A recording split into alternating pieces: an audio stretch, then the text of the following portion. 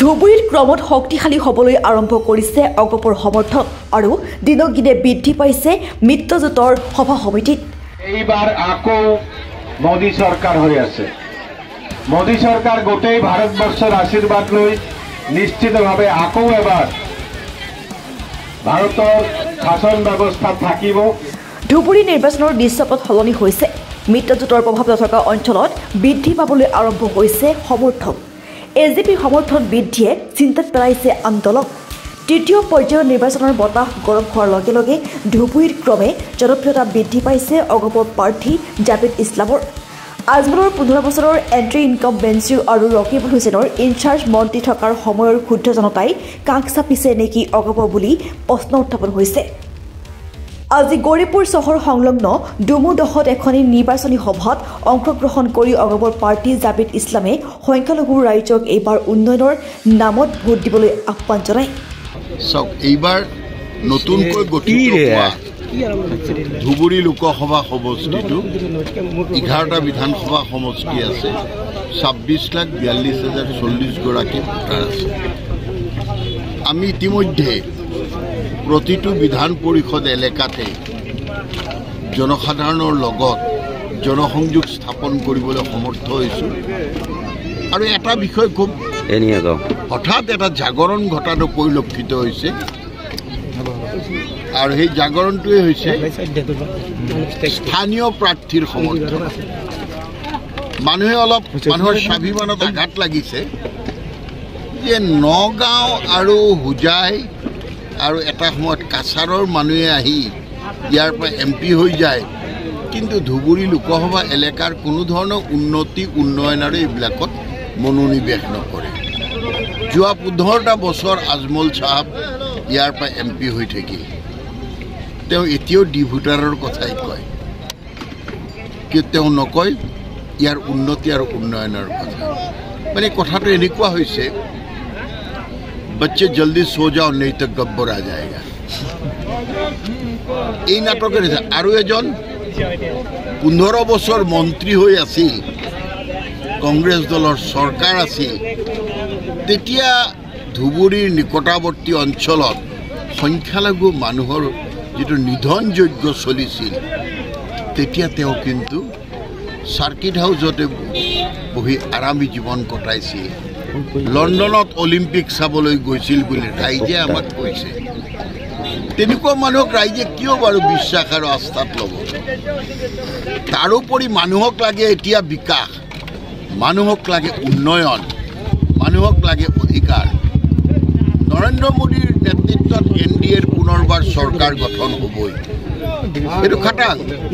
আমি অসম গণ পৰিষদ দল NDAৰ অংশীদাৰ। সেই সূত্ৰে সংসদলৈ ৰাইজে আমাক পঠিওৱাটো উচিত বুলি ভাবিছে।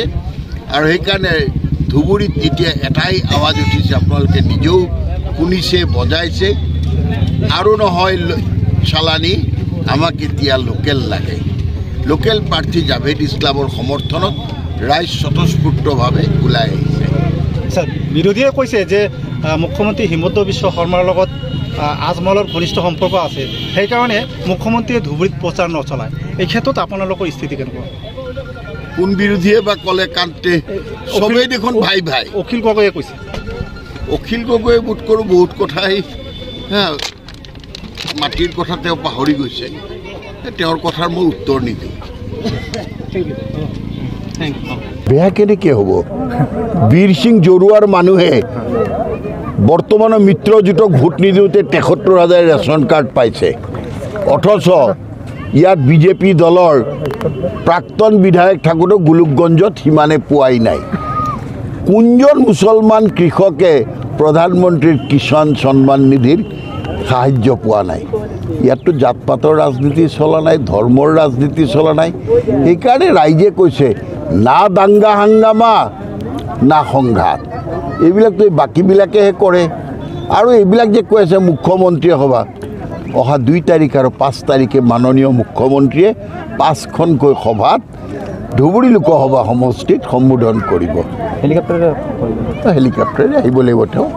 কালি একেদিনাই 3খন একেদিনাই 2খনকৈ সভা মাননীয় মুখ্যমন্ত্ৰী ডাঙৰীয়াই সম্বোধন কৰি অখিল গগৈ ডাঙৰীয়াই যিটো মন্তব্য কৰিছে মন্তব্যটো ভুল বুলি ক'ব নেকি যিদিনাখন নহয় অখিল গগৈ ডাঙৰীয়া মুখ্যমন্ত্ৰীৰ ব্যক্তিগত সচিব হোৱালে মই মানি ল'লোহেঁতেন যে কথাটো সঁচা কিন্তু অখিল গগৈ ডাঙৰীয়াই এনেকুৱা এটা ধাৰণা দিছে যে মুখ্যমন্ত্ৰী নাহে মুখ্যমন্ত্ৰী তেওঁক সুধি আহিব নেকি মুখ্যমন্ত্ৰীয়ে মিত্ৰজোঁটৰ ধৰ্ম ৰক্ষা কৰিব নে বিৰোধী পক্ষৰ কথা শুনিব এইবিলাক কথা কয় নিৰ্বাচনত কয় মুখ্যমন্ত্ৰী ডাঙৰীয়াই ইতিমধ্যে তেওঁৰ মন্ত্ৰীসভাৰ মন্ত্ৰী পঠাই আছে অহা কাইলৈ আমাৰ দলৰ সন্মানীয় সভাপতি অতুল বৰা ডাঙৰীয়াই ধুবুৰী লোকসভাত নতুনকৈ সংযোজন হোৱা চেঙা আৰু মন্দিয়া লোকসভা সমষ্টিৰ 4খনকৈ জনসভাত ভাগ ল'ব 28 তাৰিখে কাৰ্যকৰী সভাপতি কেশৱ মহন্ত আৰু মই নিজে মানকাছাৰৰ ডুমনিত আমি সভাত অংশ ল'ম 29 তাৰিখে মই আৰু ৰঞ্জিত দাস ডাঙৰীয়াই বীৰ সিং জৰুৱাৰ মিটিঙত উপস্থিত থাকে আৰু এটা প্ৰশ্ন যে ৰকিবুল হুছেইন ডাঙৰীয়াই যেনেকৈ কৈছে যে আপোনালোকে মোক ভোট দিয়ক মই জিকিলে আপোনালোকক মই নিৰাপত্তা দিম আসলে কেনেধৰণৰ নিৰাপত্তাৰ কথা কৈছে এয়া অলপ বিভিন্ন ধৰণৰ প্ৰশ্ন উত্থাপন হৈছে বিভিন্ন সমাজত চাওক আমিতো ইয়ালৈ যেতিয়া আহিছোঁ তেতিয়া যেতিয়া কংগ্ৰেছৰ প্ৰাৰ্থীৰ নাম ঘোষণা হোৱাৰ পিছতেই আপোনালোকৰ বিভিন্ন ঠাইলৈ আমি যাওঁতে সাংবাদিকসকলক লগ পাইছোঁ তেওঁলোকে সুধিছে 2012 চনত ৰকিবুল হুছেইন ডাঙৰীয়া ইয়াৰে ইনচাৰ্জ মিনিষ্টাৰ আছিল ধুবুৰী জিলাৰ অসম চৰকাৰৰ শক্তিশালী মন্ত্ৰী থাকোঁতে আমাৰ মুছলমান নিধনযোগ্যটো তেওঁ অহা নাছিলে আপুনিতো সেই কংগ্ৰেছ দলতে আছিল বুলি মোক সুধিছে বোলে হয় আছিলোঁ তেওঁ যদি তেতিয়া অহা নাছিল এতিয়া কেনেকৈ আপোনালোকক উপকাৰ কৰিব পাৰিব চাওক আমাৰ শ্লোগানটোৱে হ'ল উন্নয়ন আমি প্ৰথমৰ পৰা এতিয়ালৈকে আমি কৈ আছোঁ আৰু কৈ থাকিম যে আমাৰ উন্নয়ন আমাৰ টাৰ্গেট আৰু মূল উদ্দেশ্য আমাৰ উন্নয়ন আৰু বিকাশ আমি এই কথাটো আগৰ পৰা কৈ আছোঁ কাৰণ আমাৰ উন্নয়নৰ ক্ষেত্ৰত এই দুজন ব্যক্তি এজন ব্যক্তি মন্ত্ৰী আছিল 15 বছৰ এজন MP আছিল তেওঁলোকে কিন্তু আমাৰ এই লোকসভাখনৰ যি পৰিস্থিতি কৰিছে যি অন্ধকাৰত লৈ গৈছে গতিকে তেওঁলোকে আজি উন্নয়নৰ কথা ক'ব পৰা নাই কাৰণ ইতিমধ্যে বহুতবাৰ মিছা কথা কৈছে মিছা প্ৰতিশ্ৰুতি দিছে এজন বিপদৰ সময়ত কেতিয়াও আমাক লগ দিয়া নাছিল ইনচাৰ্জ মিনিষ্টাৰ থকাৰ সময়ত কোকৰাঝাৰত যেতিয়া গোষ্ঠীগত সংঘৰ্ষ হৈ আছিল তেখেত ইনচাৰ্জ মিনিষ্টাৰ থকা অৱস্থাত সেইবিলাক এৰি পেলাই লণ্ডনত খেল চাব গৈছে অলিম্পিক খেলা চাব গৈছে ইফালে মেঘালয়ৰ গণ্ডগোলত কিমান মানুহ মৰিছে এবাৰো তেখেতে খবৰ লোৱা নাছিল আমাৰ এই অঞ্চলৰ কথা এবাৰো কোৱা নাছিল এটা উন্নয়নৰ এটা চিহ্ন নাই গতিকে তেওঁলোকে আজি কি ক'ব আমাৰ দায়িত্ব আছে আমাৰ দায়িত্ব এইটোৱেই হ'ব যে আমি যেনেধৰণৰ আমাৰ গৰাখহনীয়াত আমি যেনেকৈ বিপদজনক অৱস্থাত আমি এতিয়া আজিৰ দিনত পাইছোঁ আমাৰ কমিউনিকেশ্যন যি অৱস্থা কৰিছে স্বাস্থ্য আৰু শিক্ষাৰ ক্ষেত্ৰত যিহেতু ভাৰতবৰ্ষ বহুত আগুৱাই গ'ল এই ক্ষেত্ৰত আমি এতিয়াও পিছুৱাই আছোঁ এই প্ৰতিনিধিসকলৰ কাৰণে ইয়াত আমি দেখা পাইছোঁ যে 15 বছৰৰ পৰা আমাৰ চৰকাৰৰ 10 বছৰ আমাৰ চৰকাৰ যিফালে থাকে আমাৰ চৰকাৰৰ বিপক্ষ দলৰ বিধায়ক বা ইয়াত MP-বিলাকে ইয়াত নিৰ্বাচিত হয় গতিকে এইবাৰ মানুহে উপলব্ধি কৰিছে যে এই চৰকাৰ যিহেতু ইমান ডেভেলপ কৰি আছে উন্নয়নৰ যে ধাৰা আৰম্ভ কৰিছে ব্যক্তিগত খণ্ডতো উন্নয়ন কৰি আছে আৰ্থসামাজিক অৱস্থাৰ ক্ষেত্ৰত ধ্যান দিছে গতিকে ইয়াত জাত পাত ধৰ্ম নিৰ্বিশেষে যি ধৰণৰ আমাক কাম কৰি আছে ইয়াত ইলেকশ্যনৰ সময়তে খালি হিন্দু মুছলিম দেখা পাওঁ ইলেকশ্যনৰ সময়তে আমি বিভেদকামী কথাবিলাক শুনা পাওঁ কিন্তু এই চৰকাৰটো আমাক যিবিলাক কথা ইহঁতে ভয় দেখাইছে সেইবোৰ এটাও নহয় এই চৰকাৰ ইকুৱেলি বিতৰণ কৰি আছে আৰু সকলোকে সামৰি লৈ পেলাই এটা নতুন প্লেনিং কৰি আমাৰ লগত লগ দি আছে এই চৰকাৰ গতিকে কৃষকৰ ক্ষেত্ৰই কওক যুৱকৰ ক্ষেত্ৰত হওক বা মহিলাৰ ক্ষেত্ৰই কওক দুখীয়াৰ ক্ষেত্ৰই কওক সকলোখিনি কাভাৰ কৰি সামগ্ৰিকভাৱে আৰু ব্যক্তিগত খণ্ডটো যেনেধৰণে এই চৰকাৰে যেনেধৰণে উন্নয়ন কৰি আছে ইয়াৰ আগৰ চৰকাৰ টোটালি এই ক্ষেত্ৰত আমি দেখা পোৱা হৈছে যে ধুবুৰী ফুলবাৰীৰ কেইদিন যেনেদৰে ভোটদিন আঁচনি ল'ব বিচাৰিছে তেনেদৰে কংগ্ৰেছৰ প্ৰাৰ্থীগৰাকীয়েও ল'ব বিচাৰিছে কংগ্ৰেছৰ সময়ত নেকি তেওঁলোকে এইটো প্ৰস্তাৱ আনিছিলে কাগজে পত্ৰে থকাটো এটা বেলেগ বস্তু বুজায় ইয়াত চেংচনৰ কথা থাকে ইয়াত পুঁজি দিয়াৰ কথাটো থাকে ইয়াত চেণ্ট্ৰেল গভৰ্ণমেণ্টৰ লগত অসম চৰকাৰো লাগিব গতিকে ইয়াত আউট অফ কুৱেশ্যন এজন MP-ৰ দ্বাৰা ইয়াত আউট অফ কুৱেশ্যন আজমল ডাঙৰীয়া যিবিলাক কথা কৈ আছে ভিত্তিহীন কথা, এইবিলাক মিছা কথা।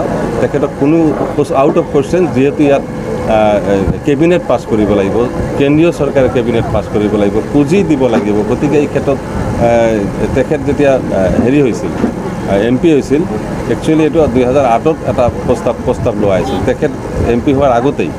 আৰু কংগ্ৰেছ চৰকাৰে যদিও কিবা কিবি কৰি আছিল, কিন্তু ইয়াত কোনো ধৰণৰ প্ৰচেছ কৰা নাছিল, গোটেইখিনি পেণ্ডিং অৱস্থাত আছিল। আমাৰ চৰকাৰেহে ইয়াত প্ৰকৃতাৰ্থত হাত দি পেলাই গোটেইখিনি এঞ্জাম দিলে। মই ভাবোঁ যে ইয়াৰ উপৰিও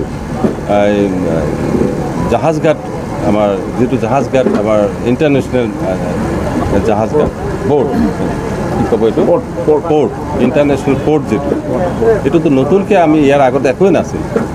ইয়াত এটা সময়ত 100 বছৰ আগত আমাৰ এই নদীৰে আমি ব্যৱসায় বাণিজ্য চলাইছিলোঁ। ইয়াত বিভিন্ন ষ্টেটৰ পৰা মানুহবিলাক আহি ইয়াত বসতি স্থাপন কৰিছে ব্যৱসায় বাণিজ্যৰ সম্ভাৱনা দেখি। গতিকে এই চৰকাৰে উপলব্ধি কৰিছে যে এই পোৰ্টটো আকৌ যদি দিয়া যায়, তেনেহ'লে আমাৰ অৰ্থনৈতিক অৱস্থা, কৰ্মসংস্থান, ইয়াত লাখ লাখ কৰ্মসংস্থান ওলাব। গতিকে সকলোখিনিতে আমি দেখা পাইছোঁ যে আমাৰ চৰকাৰ উন্নয়নমুখী। সেইকাৰণে জাত পাত ধৰ্ম নিৰ্বিশেষে আমাৰ লোকসভাৰ অন্তৰ্গত, ধুবুৰী লোকসভাৰ অন্তৰ্গত জাত পাত ধৰ্ম নিৰ্বিশেষে সকলোৱে এইবাৰ চৰকাৰমুখী হৈছে আৰু চৰকাৰক এইবাৰ আন্তৰিকভাৱে সমৰ্থন কৰিছে। এইবাৰ নিৰ্বাচনৰ পিছত বদৰুদ্দিন আজমল আৰু ৰকিবুলৰ ধুবুৰীৰ পৰা পতন ঘটিব নেকি, আপুনি ভাবে নেকি? পতন ঘটা ইতিমধ্যে ঘটি গৈছিল। তেওঁলোকে যিটো কাম কৰিছে তাৰ ফল পাব এইবাৰ। মই ভাবোঁ যে স্থানীয় এটা চেণ্টিমেণ্ট গ্ৰ' হৈছে। বদৰুদ্দিন যিহেতু ইয়াৰ আগত 15 বছৰ বাহিৰৰ পৰা আহিছিল, তেখেত একো কৰা নাই, আমাক অন্ধকাৰত পেলালে, অনিশ্চয়তাত পেলালে আমাৰ ভৱিষ্যত।